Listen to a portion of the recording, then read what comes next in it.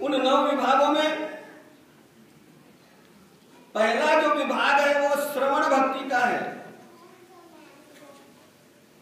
पहला जो कदम है आपके भक्ति का वो श्रवण से है, सुनने से है। और जब तक कोई व्यक्ति सुनेगा नहीं शास्त्र को, गुरुओं को जब तक कोई सुनेगा नहीं, वो भक्ति में किसी कीमत पर आगे बढ़ ही नहीं सकता। और इसका ही कारण है कि चाहे हमें नाम लिए हुए 10 साल हो गए हो, 50 साल हो गए हो, हमारी कोई भी क्रिया विधिवत नहीं हो पा रही है। 50 बार हमने अन्नदान की पंगत की है और हर एक बार किस समय हमने तिलक लगाना है, किस समय दंडवतें डालनी है, किस समय आरती उतारनी है, आगे पीछे हमारा हो जाता है। हमें पूजा करते समय हमें अंतःकरण में कभी रस निर्माण नहीं होता, कभी स्नेह निर्माण नहीं होता। कारण यही है कि हमने सुना नहीं है, जो हम कर रहे हैं उसका महत्व कितना है। और जब तक उस चीज का महत्व समझ में नहीं आएगा तब तक उस वस्तु के प्रति हमारा लगाव नहीं बढ़ेगा। तो इसलिए शास्त्रों ने सबसे महत्वपूर्ण स्टेप जो दिया है वो श्रवण भक्ति का दिया है, सुनने का दिया है। और सुनने के लिए हम लोग समय नहीं दे पा रहे हैं। आपकी पूजा, आपका पाठ, आपकी प्रार्थना, आपका सिमरन जब तक आप समझ करके नहीं करोगे तब तक वो आपको वो लाभ मिलने वाला नहीं है। हो क्या रहा है, नहीं करने से करना अच्छा, या 1 घंटा की सेवा कर रहे हैं और उसमें से आपको मुश्किल से 5 या 7 मिनट का लाभ मिल रहा है। वो क्यों मिल रहा है? क्योंकि आपने उसकी विधि समझी नहीं, उसके महत्व को आपने समझा नहीं, इस कारण ऐसा हो रहा है। तो श्रवण यानी सुनना। और इसी कारण बाहर आप देखते हो ना, जगह जगह भागवत प्रवचन हो रहे हैं, कथाएं हो रही हैं, टीवी पर चल रहे हैं प्रोग्राम। कारण यही है उसका कि सुनने से। अन्यत्वेव मदानंद श्रुत्वान्यभ्य उपासते ते पिचाति तरन्तेव मृत्युं श्रुति परायणः। श्रीमद् भगवद गीता में भगवान श्री कृष्ण ने कहा है अन्यत्वेव मदानंद। जो नहीं जानते परमात्मा को, परमात्मा कैसा है, सगुण है, निर्गुण है, क्या है क्या नहीं है, ऐसा बिल्कुल भी जो परमात्मा के बारे में नहीं जानते वो लोग क्या करें? श्रुत्वान्यभ्य उपासते। अन्यभ्य श्रुत्वा उपासते। दूसरों की बातें सुनकर के, दूसरों से धर्म के बारे में सुनकर के उपासते, उपासना करते हैं।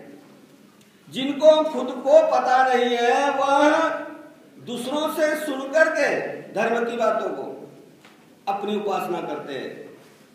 तेपि चापि तरन्तेव मृत्युं श्रुति परायणा। जो श्रुति परायण है यानी जो सुनने को महत्व देते हैं, वो सुन करके उसी के हिसाब से चलने की कोशिश करते हैं, वो मृत्यु के बाद तर जाते हैं। तेपि चापि तर जाते हैं। इतना महत्व है सुनने का। अहंकार में आकर के, अभिमान में आकर के एक बार परीक्षित ने, अभिमन्यु का पुत्र परीक्षित, अर्जुन का पुत्र अभिमन्यु, अभिमन्यु का पुत्र परीक्षित, उस परीक्षित राजा ने एक बार मखौल में किसी राजा के गले में मरा हुआ सांप डाल दिया।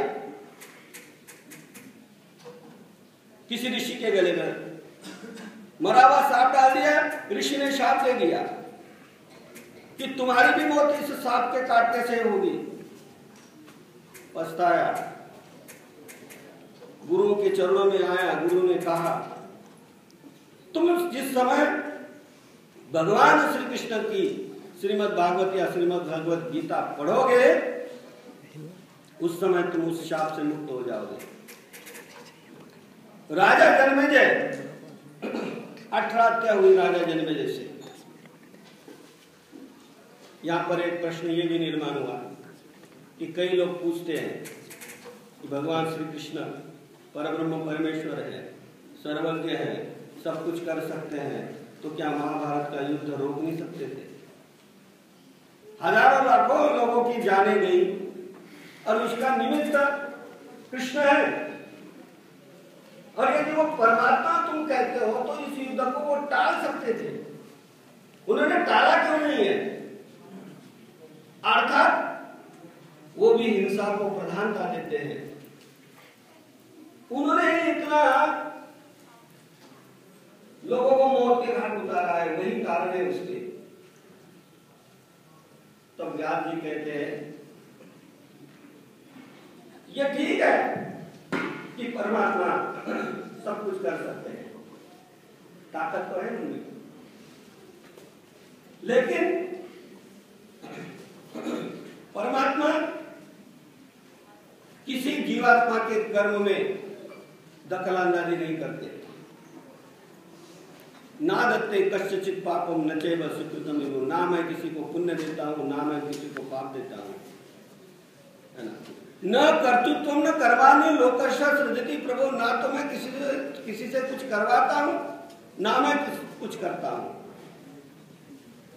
तो मैं न बुद्धि भेदम जने, मैं किसी के बुद्धि में इंटरफेयर नहीं करता, मैं किसी जीवात्मा को कर्म करने के लिए बाध्य नहीं करता।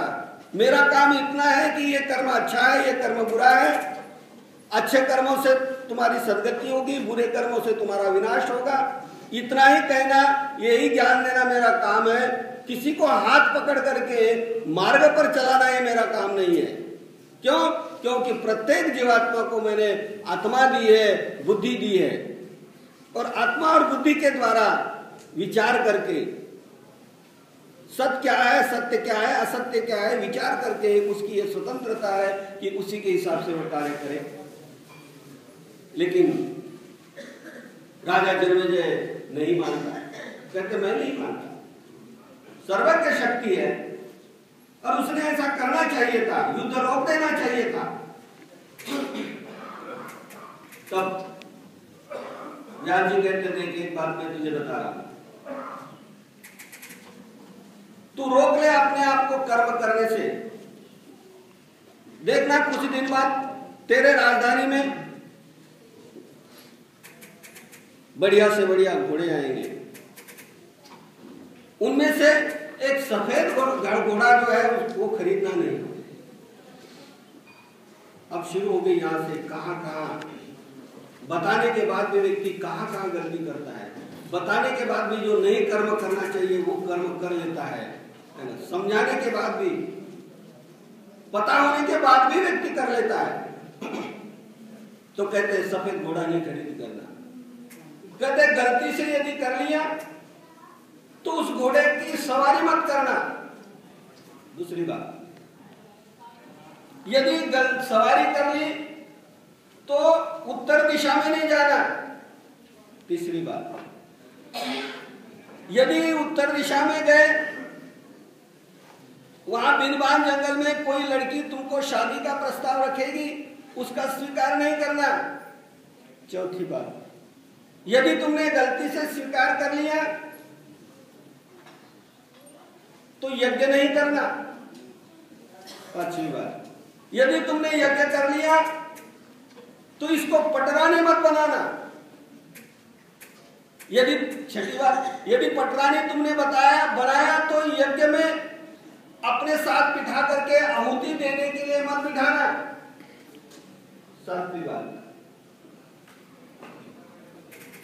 और यदि बिठा लिया तुमने आहुति देने के लिए तो ब्राह्मण लोग, क्योंकि अर्पण किस समय यज्ञ में आहुति डालनी है इसको पता नहीं है, तो जिस समय डालनी चाहिए उस समय नहीं डालते हुए आगे पीछे डालेगी, ब्राह्मण लोगों को हंसी आएगी, वो ब्राह्मण लोग हंसेंगे, तुमको गुस्सा नहीं आना चाहिए। आठवीं बात, यदि गुस्सा आ गया